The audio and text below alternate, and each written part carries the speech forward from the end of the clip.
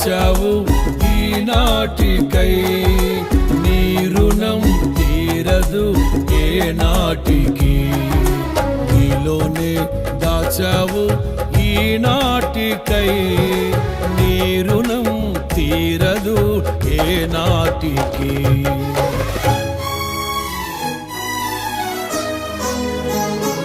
అతి పరిశుద్ధుడా స్తుతి నైవేద్యము నీకే అర్పించి కీర్తింతును. అతి పరిశుద్ధుడా స్తుతి నైవేద్యము నీకే అర్పించి కీర్తింతును. నీవు నా పక్షమై